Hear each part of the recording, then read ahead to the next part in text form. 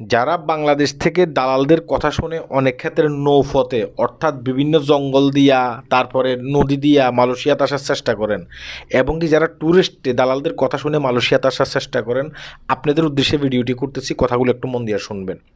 এই যে আমি যে ভিডিওটি করতেছি না, তার একদিন আগে মালয়েশিয়ার পেরাক রাজ্যে আমাদের বাংলাদেশি ৬০ জন সহ ৩৬ জন ব্যক্তিকে আটক করছে। কেন আটক করছে? তারা কি মালয়েশিয়াতে আসার চেষ্টা করছে? না, তারা মালয়েশিয়াতে আসার চেষ্টা করে নাই, তারা মালয়েশিয়া থেকে পালিয়ে নিজ দেশে যাওয়ার চেষ্টা করছে। কথা কি বুঝতে পারছেন?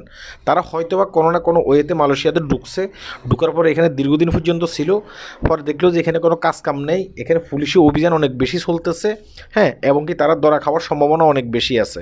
এই কারণে তারা কি করছে, আর একটা দালাল গোষ্ঠী ধরে, হ্যাঁ, যারা সীমান্ত পারাপার করে তাদেরকে ধরে তারা মালয়েশিয়া থেকে নিজ নিজ দেশে যাওয়ার চেষ্টা করেছে। ঠিক ওই মুহূর্তে মালয়েশিয়া পেরাক রাজ্যের পুলিশ গোপন সংবাদের ভিত্তিতে তাদেরকে আটক করছে। তার ভিতরে আমাদের বাংলাদেশি ৬০ জন আছে।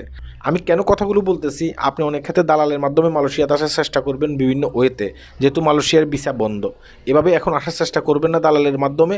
আপনি যদি আসার চেষ্টা করেন, আপনি বিপদে পড়বেন, রাস্তায়ও আপনি গ্রেপ্তার হতে পারেন, মানে মালয়েশিয়াতে ঢোকার সময় আপনি গ্রেপ্তার হতে পারেন, কিংবা মালয়েশিয়াতে আসার পরও গ্রেপ্তার হতে পারেন।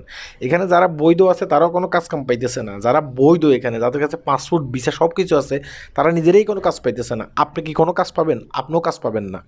যদি কাজ থাকতো, এই যে ৩৬ জন ব্যক্তিকে যে আজকে আটক করছে মালয়েশিয়ান পুলিশ, হ্যাঁ, তার ভিতরে ৬০ জন হচ্ছে আমাদের বাংলাদেশি। এরা কিন্তু মালয়েশিয়া থেকে বাংলাদেশে যাওয়ার চেষ্টা করতো না, নিজ নিজ দেশে যাওয়ার চেষ্টা করতো না। কথা কি বুঝতে পারছেন? কারণ এরা জানে যে এখানে কোনো কাজ কাম নাই, যে কোনো সময় আমি গ্রেপ্তার হতে পারি, যে কোনো সময় আমি ধরা পড়তে পারি। আর মালয়েশিয়াতে যদি ধরা পড়ি তাহলে কি হবে? ৬ থেকে ৭ মাস জেল খাটতে হবে। আর মালয়েশিয়ার জেল হচ্ছে যে এশিয়া মহাদেশের ভিতরে সবচেয়ে খারাপ জেল। আপনার স্যাঁরা স্যাঁরা থাকবে না। আপনি যদি একবারে ৫০ কেজি আলা ৬০ কেজি আলা একটা মানুষ জেলের ভিতরে ঢুকেন, আপনি ১৫ কেজি হইয়া মালয়েশিয়া জেল থেকে বাইর হবেন। যারা মালয়েশিয়া জেল থেকে বাইর হইছে, বিভিন্ন মিডিয়াতে সাক্ষাৎকার দিছে, তাদের স্যাঁরাগুলো দেখেন, তাদের স্যাঁরাগুলো দেখলে আপনারা বুঝতে পারবেন কী অবস্থায় আছে তারা। হ্যাঁ, তো ভিডিওটি শেয়ার করবেন আর মানুষকে সচেতন করবেন। আল্লাহ হাফেজ।